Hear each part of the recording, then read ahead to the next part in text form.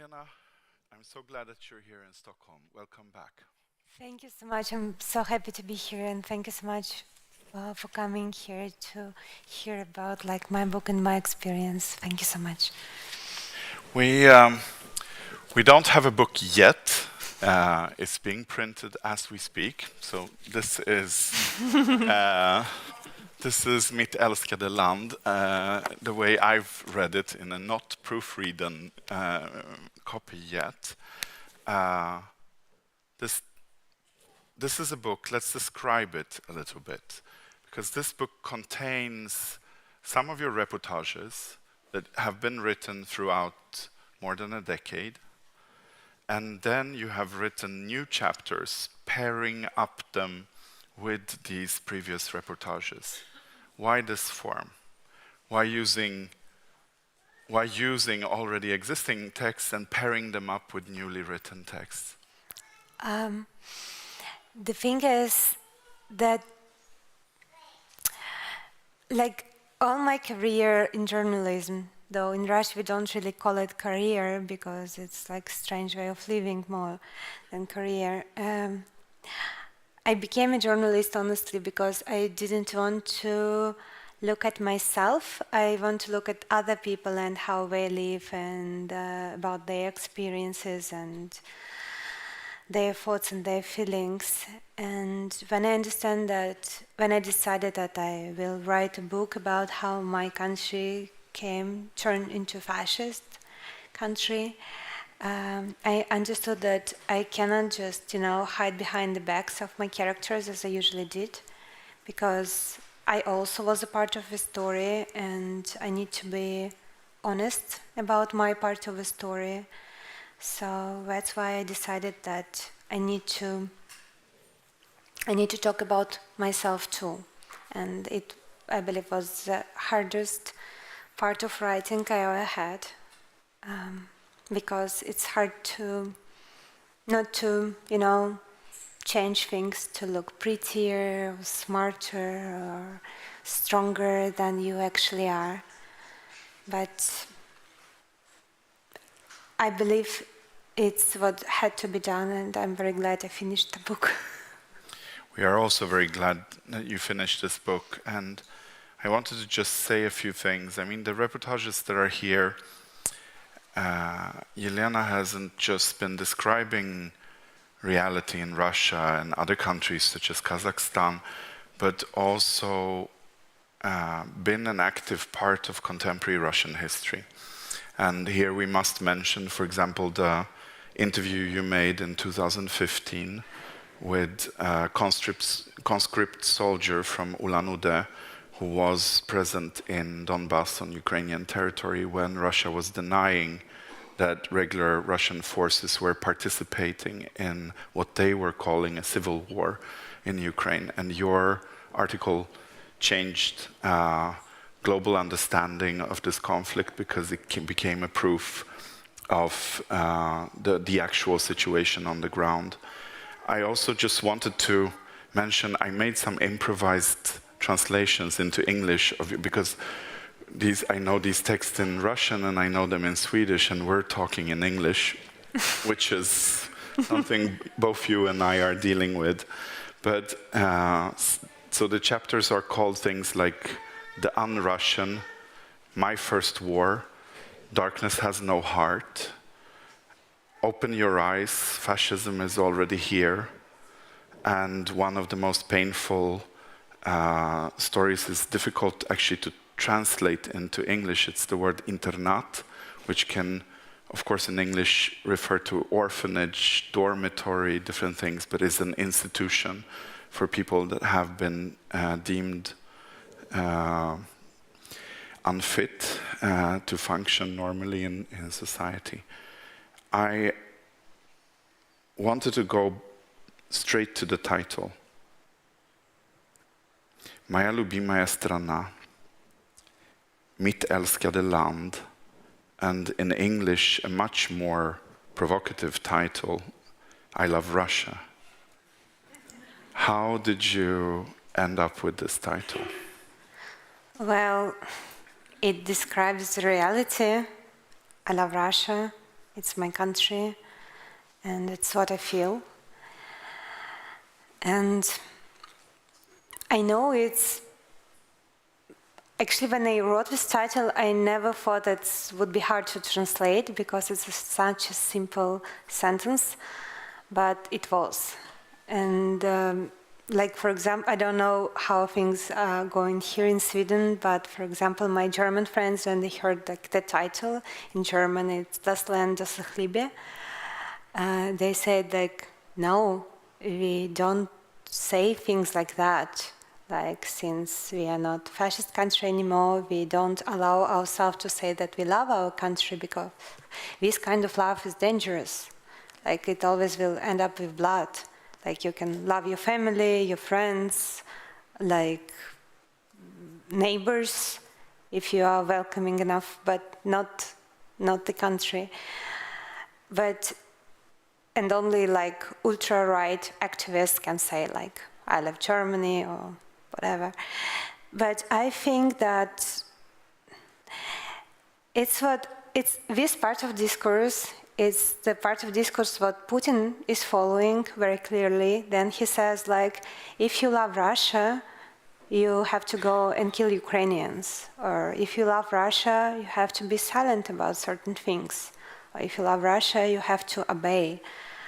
But I don't think that love demands silence, lies, obedience, or murders. Love demands life and very precise look at the thing you love. And for me, to love my country is to look at it very clearly and try to make it better.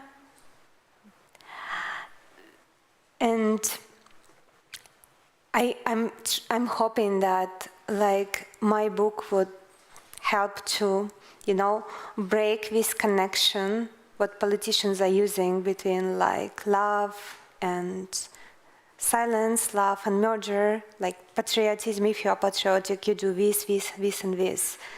Right now, then, like we're in the middle of disaster, I believe it's very important for us to realize what actually we feel and what we are told to feel. And I believe it's time to talk about our feelings, frankly, though it might sound inconvenient. Could you elaborate a bit more on this, what we're feeling and what we're told to feel? How would you describe this relationship?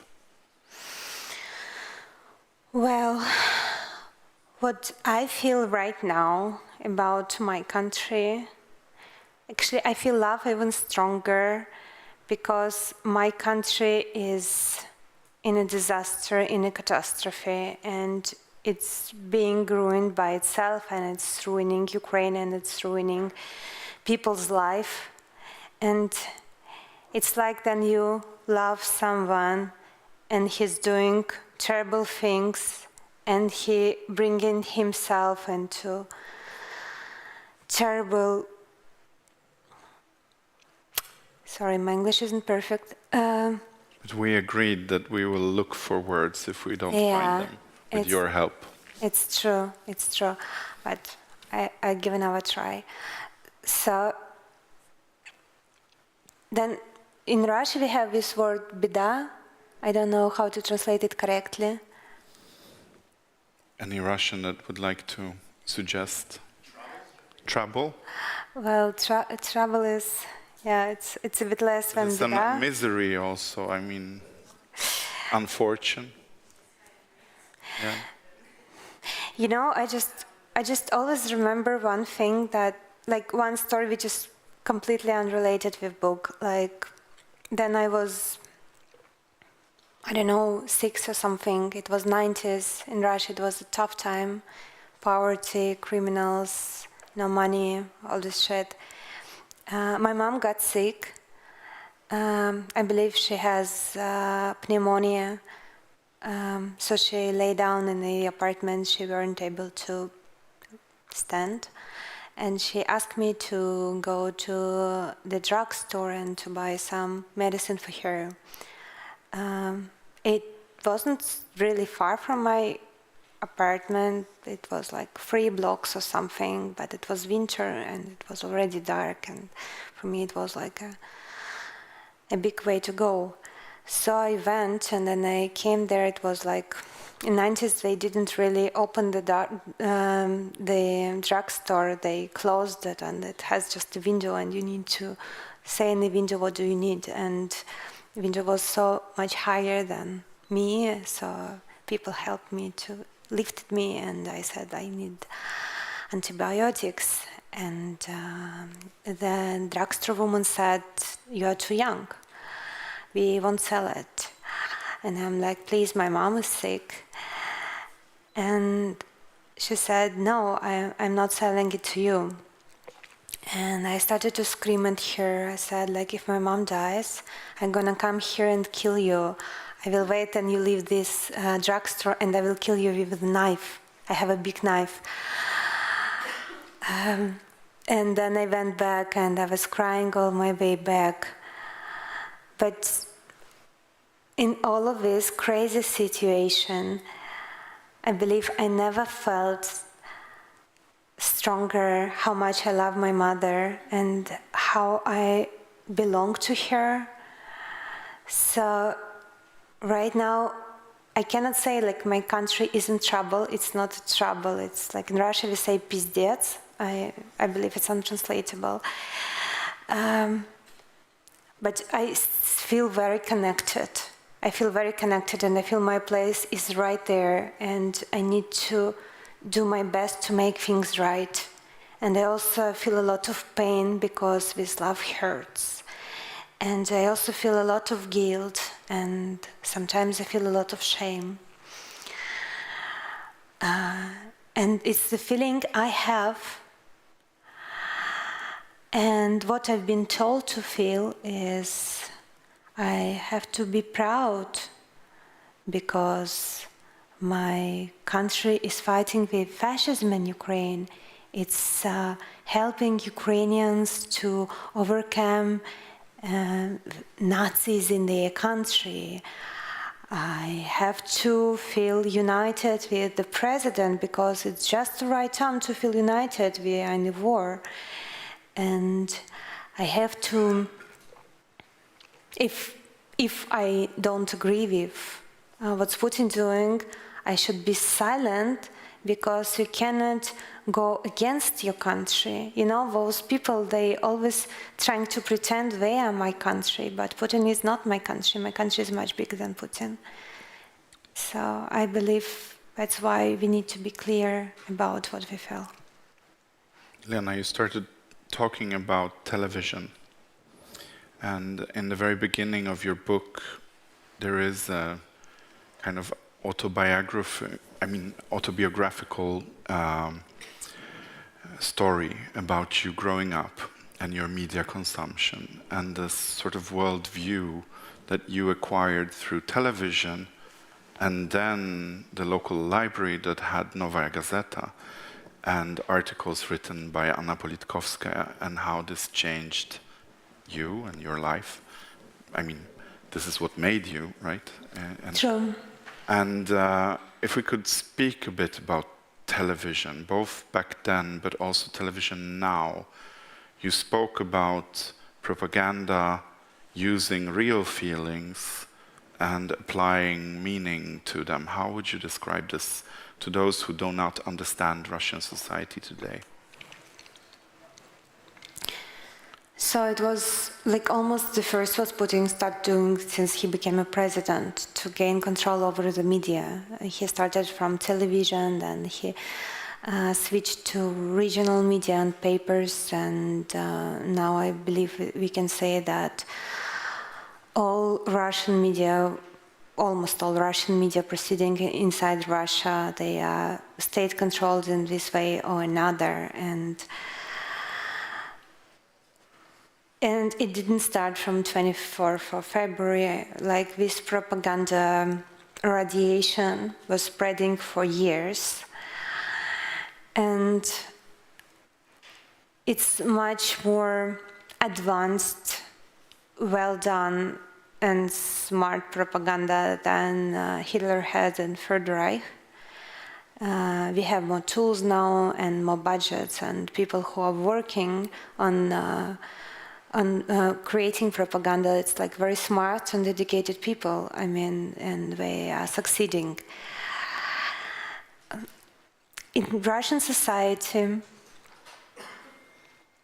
the problem about Russian propaganda that people are who are talking about Russian propaganda, like Russian intelligentsia or Russian exiled journalists, they usually say about like propaganda, how does it influence the other Russians? Because of course it doesn't influence on them, but it influences on everybody. Here's the problem. So it has many layers, and of course, like the first layer is like the very basic propaganda layer, what Hitler had in his time, quite short one. Putin is right, but if propaganda weren't able to convince everyone in that, it can convince Putin is somehow right, somehow wrong, we don't know all the truth. If this didn't work out, we would say, okay, maybe he is mistaken, but if you say something out loud, you're going to be really punished, you're going to be in real trouble. And here our repression mechanism, what we have right now in Russia, and it's also very advanced and well-functioning, it works pairing with propaganda. If this didn't work out, the next layer will appear, like, you are the only one who thinks that. The rest of Russians are, zombies, Z-patriots, crazy, stupid, genetically slaves, and you are alone. And if this didn't work out for you, they would do their best to convince you that you can do nothing about what's happening. And it works. I mean, it works, just, different people find themselves on different layers of that, but the system works perfectly, almost perfectly. And and it influenced on me too. I was always thinking that I was so proud about like how independent mind I have, and how smart am I, and la la la. But it all was bullshit, because though I knew that there is a fascism in Russia, I knew it for sure because I was working there as a reporter and I saw things. And I lived inside the concentration camp, so-called internat, Stefan mentioned. The institution? Yeah. We have a state-founded system of concentration camps for disabled people. How many people? You have said 177,000? 177,000, 21,000 of them are kids. Yeah.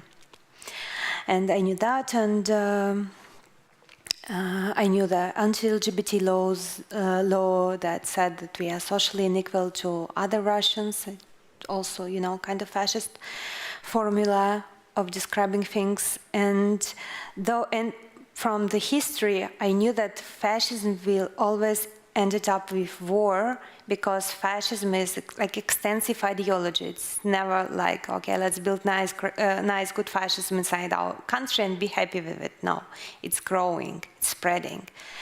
And though, like, the full-scale invasion, it wasn't I expected. And though even I knew that it's fascism in Russia, I couldn't make myself fully believe in that, because everybody else thought differently. I felt it.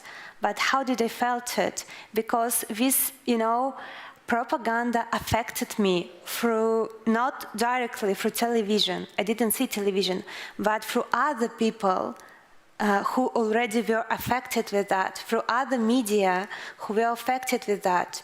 We cannot be, free and independent from society. Other people's opinion affects us. And it would happen with me. And that's why I believe I cannot perform my professional duty well enough to, I described what like I described what was happening, but did I describe loud enough? Did I really do my best to inform people about what's coming? I don't think so. And yeah, and this is one of the ugly discoveries what I got for last 2 years. But we who were reading your reportages at this time thought that they were some of the most brave writing, some of the writing that you could truly say was in the footsteps of Anna Politkovskaya at the time. Just a few days after the full-scale invasion, you entered Ukraine through Poland. You were the only journalist with Russian citizenship that was allowed into Ukraine by Ukrainian authorities. And you traveled southwards to Odessa. You were in Nikolaev and in occupied Kherson. What can you say about these weeks? What can you share with us? First, what I want to say is that my work there wouldn't be possible without countless Ukrainians who helped me there, since the moment I crossed the border. Because when I crossed the border, it was the second night of war and sanctions already started being applied on Russia, so my bank card didn't work, and then I crossed the border, my phone got turned off because no roaming with aggressive, the country of aggression. And just a random man who brought there his wife and son and was going back to war to protect his country. He took my bag with bulletproof vest and helmet, and it was heavy. And he put it on his shoulders and let's go together. You need to walk 20 kilometers before you reach the nearest city, so you can keep moving. And we walked all night, and he fed me with some hot dogs and tried to cheer me up a bit, Ukrainian men going on the war tried to cheer me up. Yeah, and for these weeks, countless time, I got so much help, and some people risked their lives to make me able to report things, to go to Kherson and go out of Kherson. I need to cross front line twice. It wasn't an easy journey.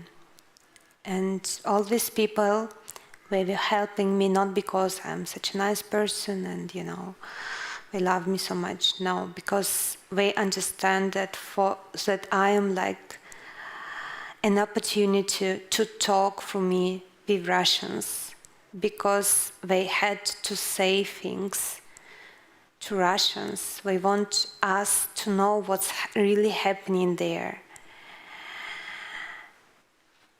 And this generosity and this belief in us, though we were attacking them, it's something what I will never forget. And I also would never forget two sisters lying one on each other in Mykolaiv morgue. Morgues of Ukraine, they didn't have enough place to put all the bodies. So bodies were lying all around, on the ground, and in the rooms for the bodies, it wasn't just one layer of the bodies, but many layers of them. And on the piles of human bodies, there were two sisters lying one on each other. One was 17, another one was 3 years old. And I never saw a 3 years old dead child. And I can say you look at it and your brain just don't let you think that this is a dead child because it's like unbearable. So you see the wounds from, shrapnel and all the shit, but and like dead bodies around, but somehow you feel that this is live child. And these girls,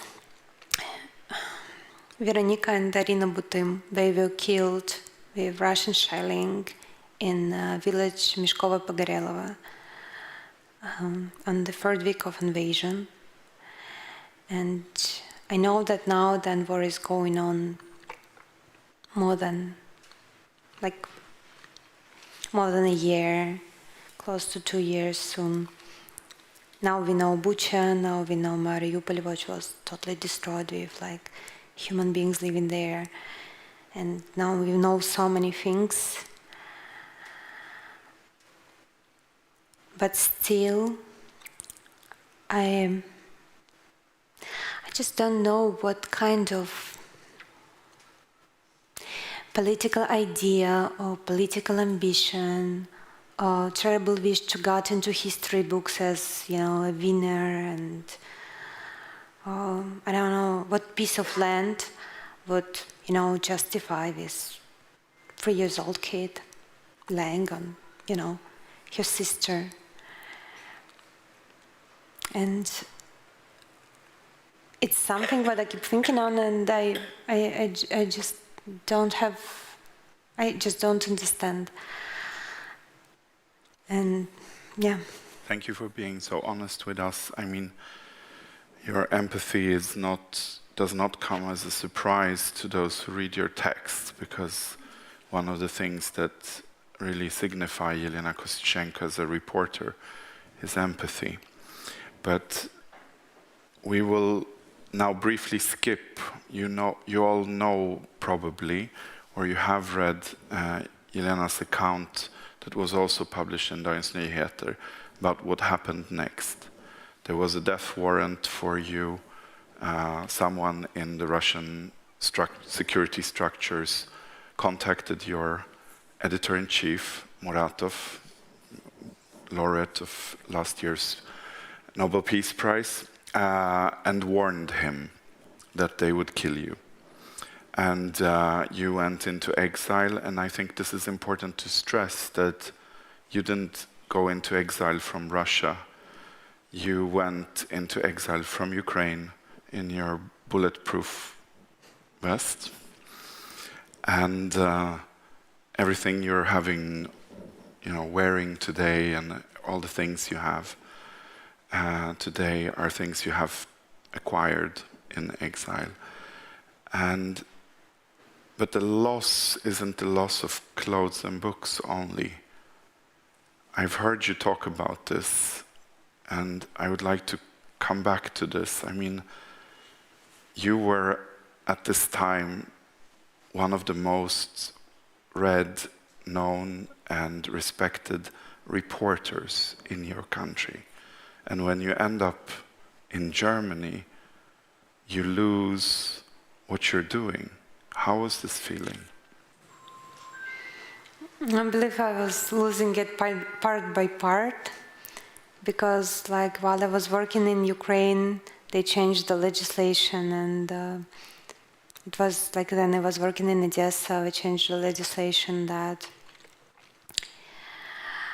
they basically name any information which is controversial with the information spreading by our Ministry of Defense is a crime.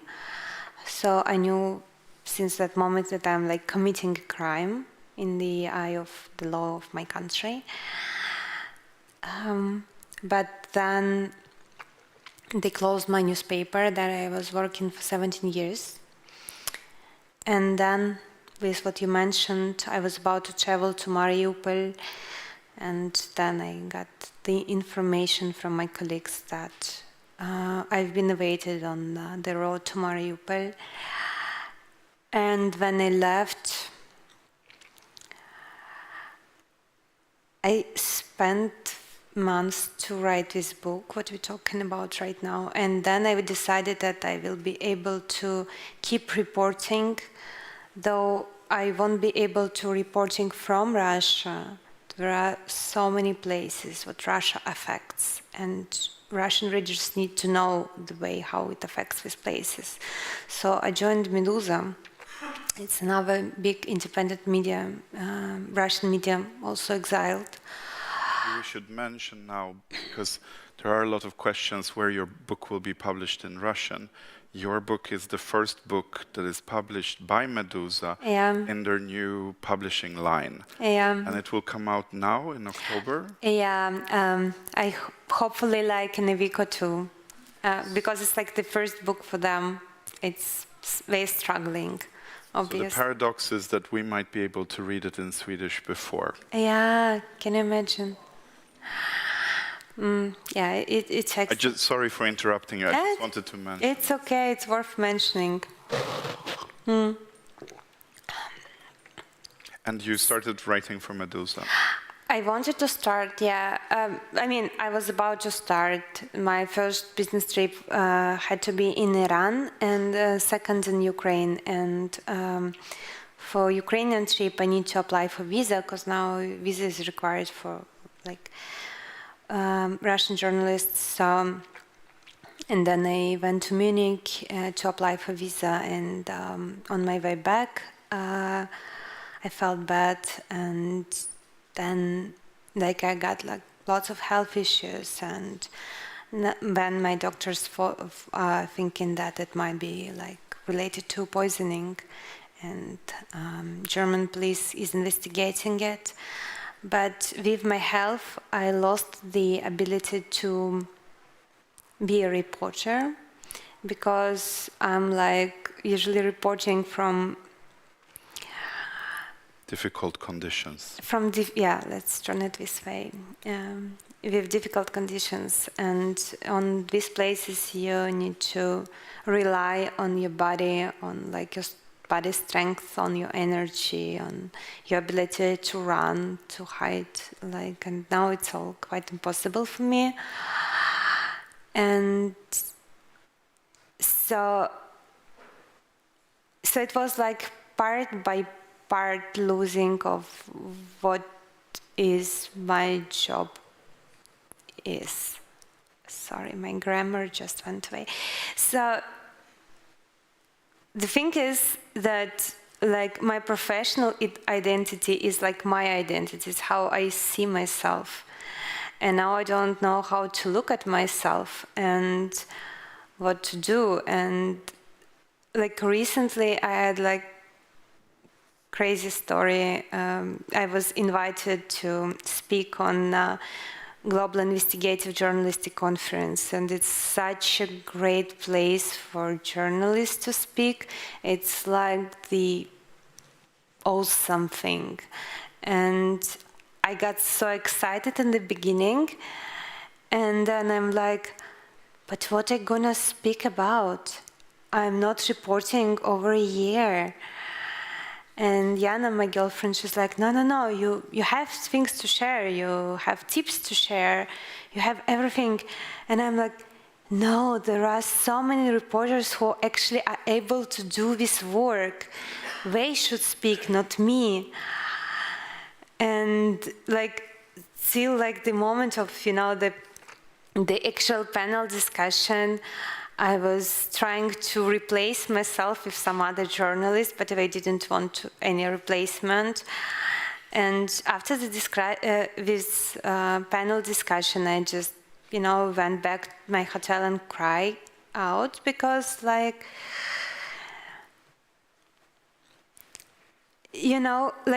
these limitations I have now, I hope it's not forever. I hope I will recover, and I hope I will be able to go back to the field. And I hope that independent media, independent Russian media, despite of all the efforts of Russian government, would exist, and I will have place to work on.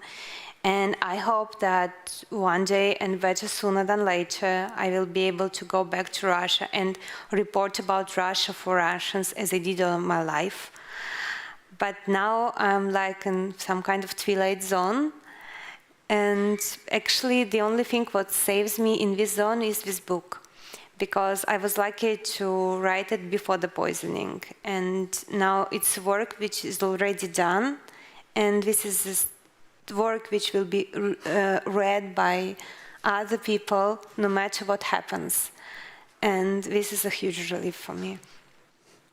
And it's a big gift for us, and I was hoping that these books would start coming.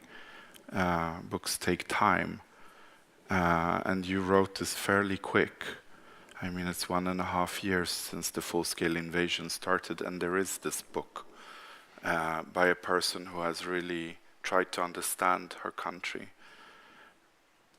In the book, we also understand the girl. I mean, you're describing the girl in Yaroslavl, a town north of Moscow, that starts dreaming about journalism because she reads Politkovskaya in the library. She wants to work in Novaya Gazeta, but she starts working in Severny Krai. Yeah. And then studies journalism in Moscow. But you're also describing a person who, when you eventually start working at Novaya Gazeta, it's almost your entire life.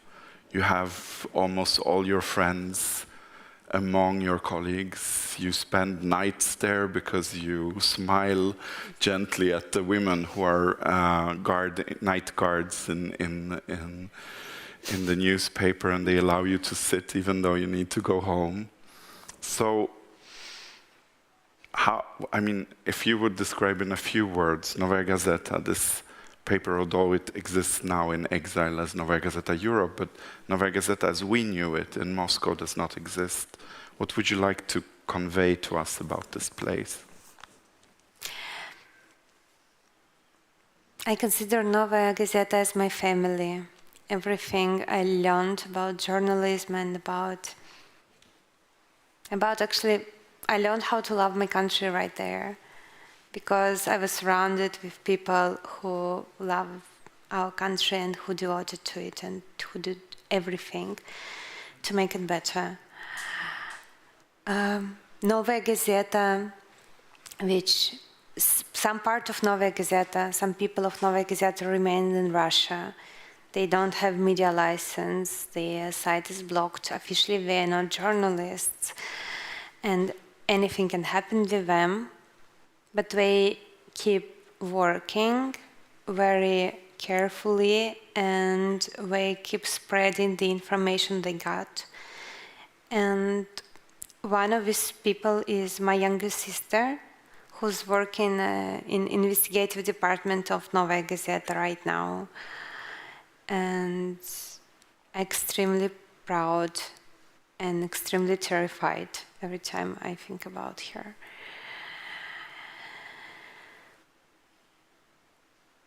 But there is a thing what I also had to realize for last 2 years, that because we worked so hard and because price we paid for our work sometimes was unbearable, in Novaya Gazeta 6 journalists were killed, not just Anna Politkovskaya. And because we always felt like a family, we, to do this kind of work, you need to believe that this is the most important thing to do. If you don't believe it, you won't have enough strength to keep going. And somehow we all felt that what we're doing, it's all what we can do and all what we should do, and this is kind of enough. But it wasn't. And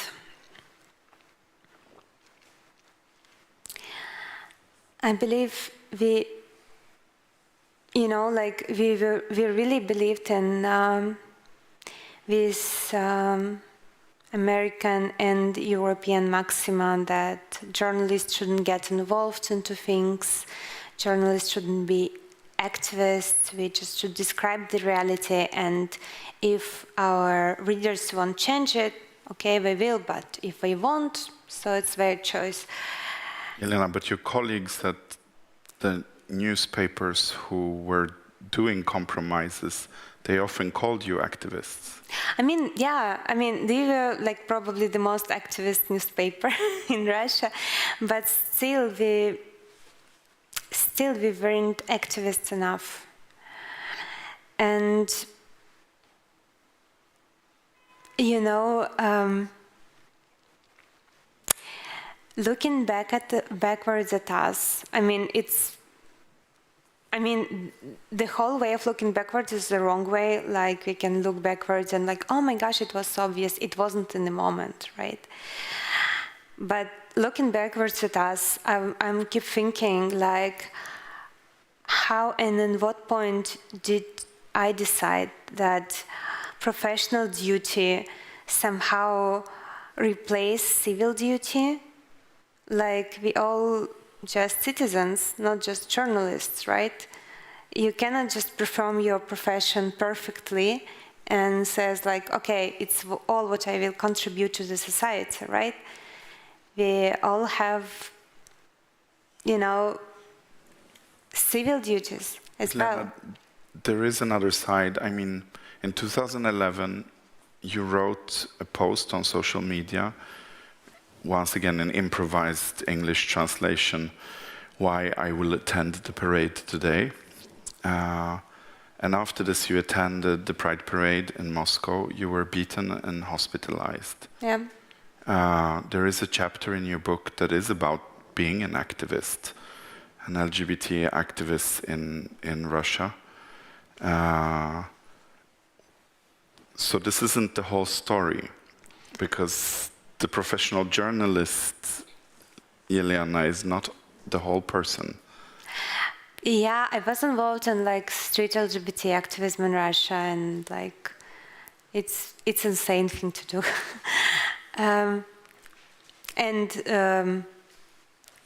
But to answer your question, every time I went to LGBT action, I was shaming myself awfully for that. I was like, oh my gosh, and now you choose activism over journalism. There were even certain years that I didn't allow myself to write about LGBTs because I'm LGBT activist and I cannot be objective. Like, let straight people write about LGBTs, they are objective, right? So, I mean, it's strange to dig it now. But yeah, I was involved into LGBT activism, and I had very like straightforward motivation. I am a lesbian. Just to inform you, I was like 22 years old. So I was like, I'm a lesbian, I don't have rights. I need this. Okay, how am I gonna get it? Let's look how people in other countries got it. Oh, LGBT activism. I can do it. So, and I thought it's like super, I didn't think it actually would take me a long time. I think it would take me probably like 5 years to get marriage rights and 5 another years to get parental rights. Because like it's so obvious, right? We are same people as other people. I mean, just literally the same, like same head, same arms, same legs, paying taxes, loving each other, you know, working, like, or not working if you're lazy, but still the same. So I was sure that it's just enough, you know, to go and say out loud, look at me, I'm like you, give me rights I need. And it didn't work out at all. But it was while I was protesting, and in some point and my girlfriend, I was dating and living with Anya at that moment. She was protesting with me, and we went through a lot of things together. Like, we were beaten multiple times. I don't even remember how many. Arrested. I definitely don't remember how many times. Definitely more than 20. But actual number. And for me, one reason to keep going was actually her, because I didn't want just, abstract rights. I want to have family with this woman, and I want to have children with this woman, and I was fighting for our future, for where future I could imagine, in details. And in some point, while we were fighting for this nice, bright future, first, state responded harshly, and this LGBT, gay propaganda, anti-gay propaganda law was applied, and I felt that we were not moving forward, we were actually moving backward.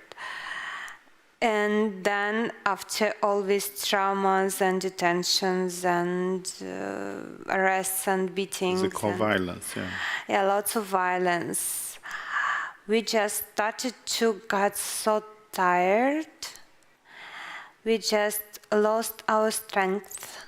And while we lost our strength, we stopped loving each other. And when I lost my love, I didn't have a thing to keep fighting for. I weren't responsible enough to fight for everyone's happy future. I want to fight for my future, and if my future is unachievable, so let's keep activism.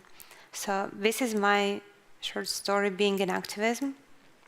I mean, of course, I did some other activism, and I attended some oppositional meetings and fought with police, not once, and looking for the elections, observing the elections. I believe you have a term for that. But also reporting on things that... And reporting on things, but it's all... weren't covered by other media. Yeah, I mean, it's not like I'm underestimate what I'm doing, but what I'm trying to say, that if I were more alarmed, and if I were more articulate, and if I were more logic, not just blind with hope, probably outcome would be different. But it's my story, and now I'm here. And I cannot go back to my country, and I don't have my work anymore, and all life I had before is ruined. And I hope that I will have enough strength to get my life back. But this is the thing. Jana, my fiancé, she's sitting right here, yeah. She asked me once, what the feeling I want to get from my readers, what feeling I try to raise inside my readers. So the one thing I want to ask my readers is to stay alarmed.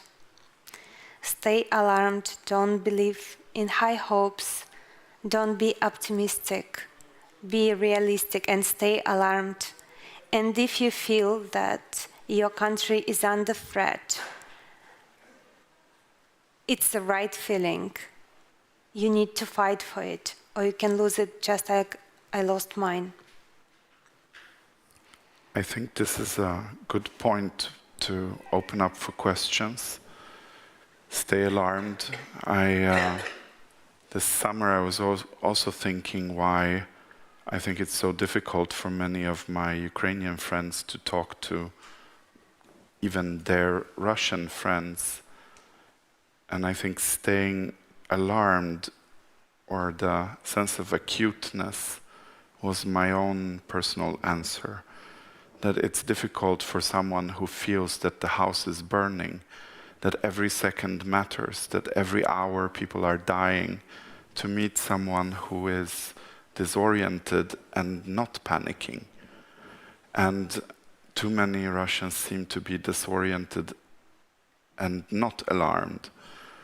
And for Ukrainians, this is unbearable to be in the same room, because it causes so much pain to see a person who's not alarmed. I'm very glad that you're sharing all of this so openly with us today. There is a microphone that will be passed around here, so please, who has a question?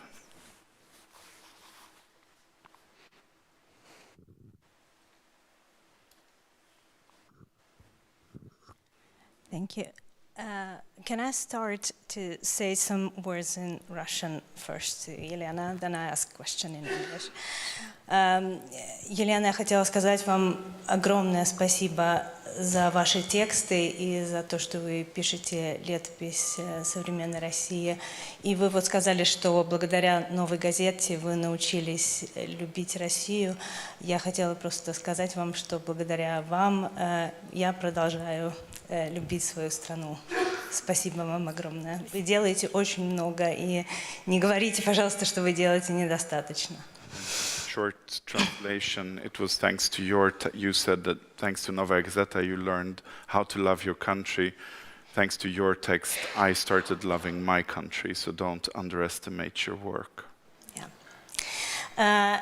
I know that a lot of young and talented journalists like you, like Daria Sergeyenko, are now writing this about the current situation in Russia. I hope that someday you will be there and start to analyze what has happened and why it has happened, and what can we do to work with this trauma in Russia. So what do you think, what impact would your texts have in this period, and how would you like this text to be analyzed then, when we'll start working with this trauma?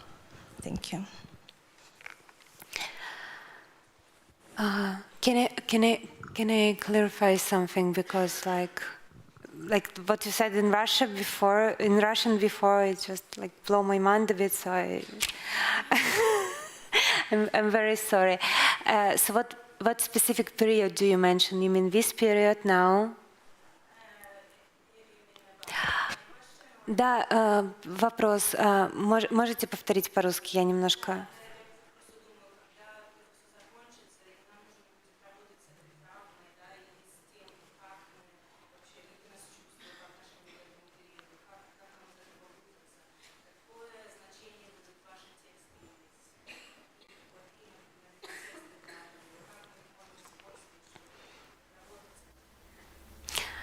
I believe it's what we all should learn, how to speak about trauma.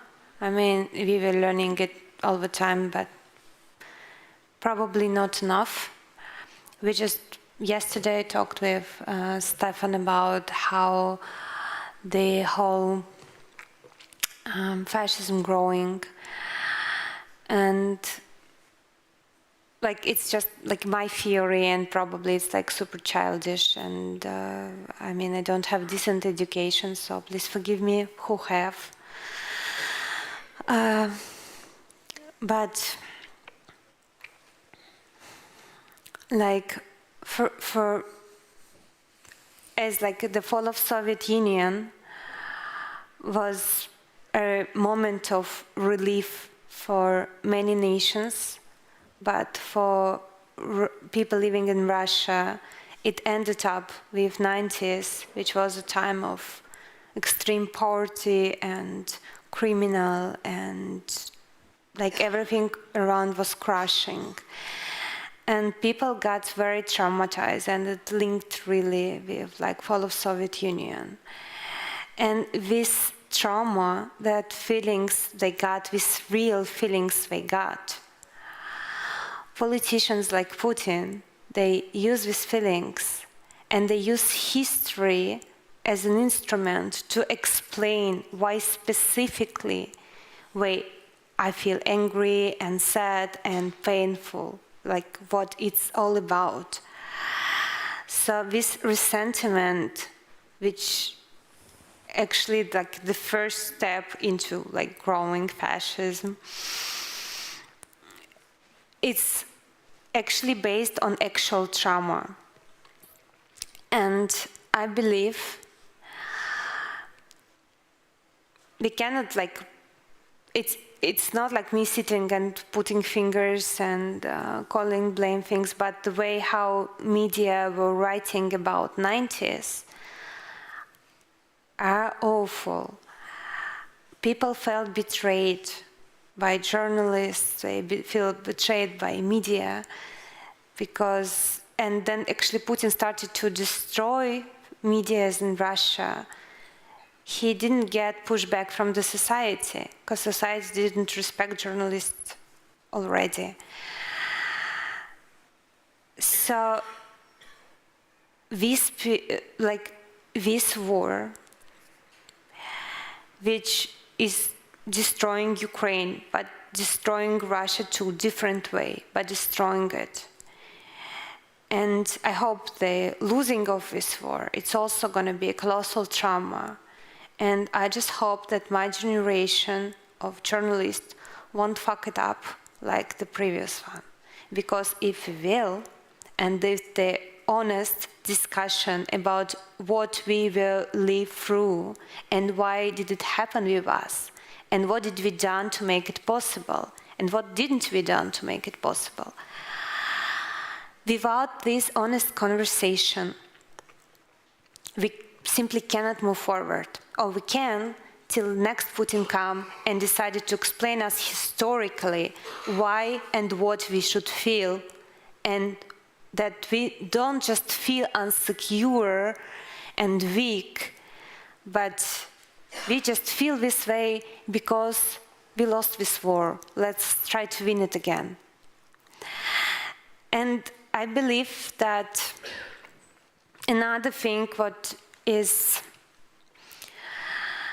affects it a lot, it's the idea of greatness. What we have in our culture and in our country. And it works like a painkiller for nations who don't live happily and stable. Like, yeah, we are in shit, but we are great. The idea of greatness of Russia, of greatness of Russian culture, greatness and of Russian language, it's a very beautiful ideas. But if we got deeper into that, we can see that very often these ideas are used to justify crimes our country is doing, and unjust things what our country is doing. And if we ask people who, of course, really like the idea of we are such a great and unique and special country, what it's about for them. So it's very often is about lack of security. They feel that if our country would be great and strong, nobody would be brave enough to offend us in some way. And it's also, situation that things should be named and they should be discussed. And I believe I will be able to participate in that discussion. But it's going to be the hard one discussion. Nobody gonna like it. One more question. If not, then yeah. I can stand up and speak very loudly. Yeah. Wait, the microphone is just around the corner. Jelena, thank you very much for teaching us all empathy and to stay alert. I think it's very important. You brought an issue of journalism and journalistic work as an activity which has to be neutral towards the subject. It has to be objective towards reporting, and it has to be impartial. But at the same time, you talk about yourself as an activist, and as Stefan pointed out, that some journalists named you an activist. But if we have to stay alert, we as readers, and the journalist's work is to make us alert, then it means that our ideas about journalism as impartial is no longer valid. So what's going to happen then with journalism in Russia and outside of Russia, journalism in exile, and journalism in general, if journalists are not activist enough to make people feel empathic and being alert? What happens with the journalists? The future of journalism. Can we say that journalism has to be always impartial and neutral and not activist?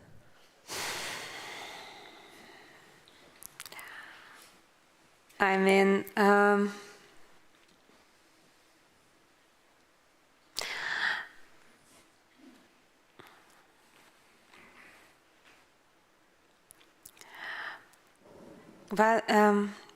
when I was studying in New York Journalism School in City University of New York, I actually started to, dig in there. The whole principle of journalists not getting involved to things grew from.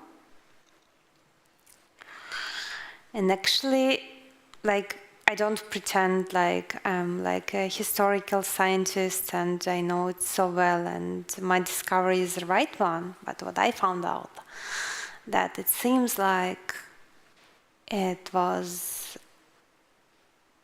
like this principle grew up right there in New York in 1920s. Then the worker movements appeared and people were on strikes, and big businesses who owned media didn't really want journalists to support the strikes.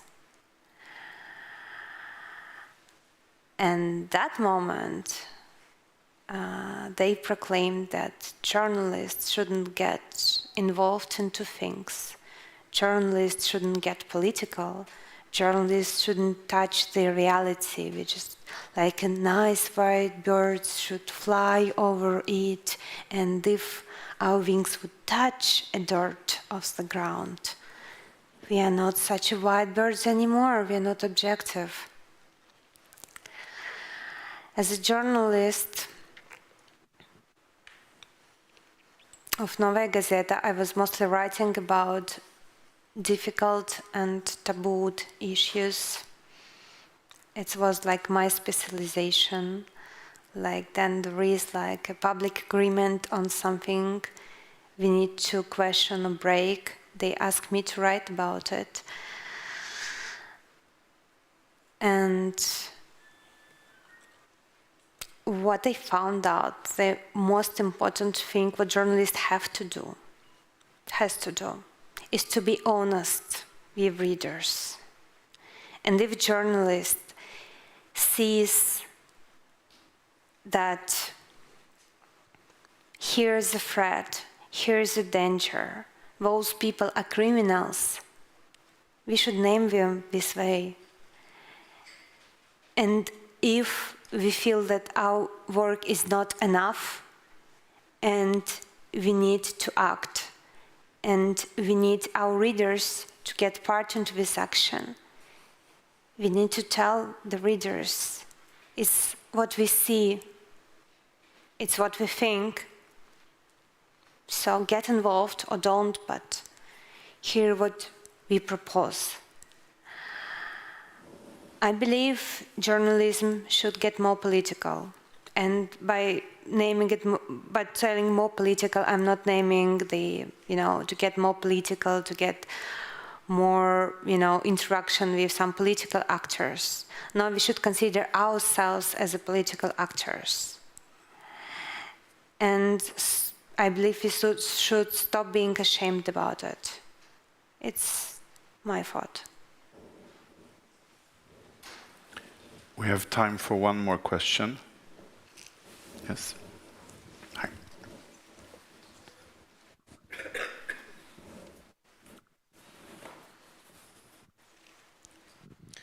Well, you have your family and family background in Russia, and your mother's tongue is spoken in Russian. I understand that these are reasons to love Russia, but you have given us many reasons not to love Russia. So my question is, why should we or you love Russia?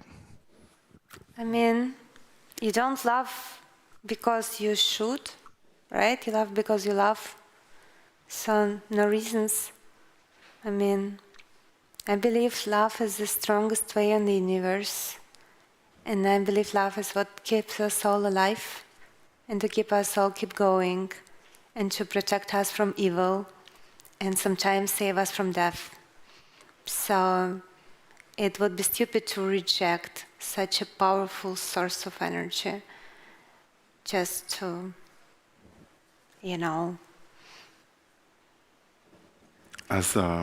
As one of your readers, I hope many readers coming in both Swedish and Russian and other languages, but as one of your early readers, I can say, after reading your book, it's not love that you are teaching us, but empathy and understanding for the individual human being. But it's also a lot of sorrow. That is how I would describe reading your texts. It's not an appeal to love, it's an appeal to try to understand and try to be human. This is what you're encouraging in us. I want to ask you one last question. It's a question we agreed on. There is a chapter in the book called Moscow Isn't Russia. Mm-hmm. And in many ways, when I worked in Russia, I stopped discussing with people in Moscow about какая Россия на самом деле, because no one in Moscow knows anything about Russia. And I traveled to more places than any Muscovite I knew. And so were you. In a way, you were a correspondent. It's difficult maybe to explain, but in a way you were a correspondent for the educated middle class in the million cities of Russia that read Novaya Gazeta, describing a country they had no idea about. Would you agree with such a picture? Totally. I mean, except of that Novaya Gazeta wrote for educated middle class, we have very different readers, and the reason why we kept printing our newspaper in the era of internet is that because newspaper can follow the places that there is no internet, like prisons. For us, it's very important, and we're very proud that in Russian prisons, Novaya Gazeta is accessible and popular. Was accessible and popular. It's like our readers, and we're very proud to serve them. But about that, Russians don't know each other, because it's very true. And I mean, we can say things about how regional media got destroyed and how many effort like Putin's administration put into the creating of image of fake Russia. Then everything is blossoming, and every day is a new discovery, and the new factory is being built and all the shit. But the real reality is so different. And it's like TV, it's like parallel reality. But the thing I really want to tell is that, you know, back to journalism a bit, like here in the West there is a concept of journalism as a fourth power. Maybe it's true for your country, not true for mine. It's not the fourth power, and I don't really believe in like a big mission of journalism in the sense of, you know, delivering information. I believe delivering information is like a service, like you can order like milk delivery or, you know, things delivery, so we deliver the information. But if I would say that we have some mission over it, it would be the connecting people with each other. Then you live in Moscow and you know that under Volgograd there are prostitute women who working in, not working, like being raped in crazy everyday life basis. You live in Volgograd and you know that in Moscow there is an abandoned hospital inhabited with teenagers who didn't find any place for them outside of it. This is the only refuge they got. Or you are in St. Petersburg and you know about like Nganasan people, the whole civilization dying out, already lost their language, 700 people alive, and like 4, 5, 7 suicides every year. And I believe this is the only way to feel ourselves as a nation, as Russians or Russian citizens, because many Russians are not Russians, is to know each other and to get connected on like emotional level, simply as that. But these connections can go way afar from our country, and my dream about this book, honestly, that, I don't know, like Swedish man or Swedish woman come after work, open the book, read about these abandoned hospitals and teenagers in that. And now they became the part of his or her life in the reality. So what I really hope for is that our hearts and our lives would be connected over the, you know, borders, or the political regimes, over it. And probably this is our way out, to remember, to recognize each other as human beings, to know each other, to think about each other, to care about each other. This is my hope. You have a wonderful book to look forward to. It's translated into Swedish by Ola Wallin and published by the publishing house Ersatz, and will come out in 2 weeks. So please look for Mitt Älskade land, My любимая страна. And I hope that you will then go back into all the things that we have talked about. Jelena, thank you for being so open with us today. Thank you Big so thank much. you.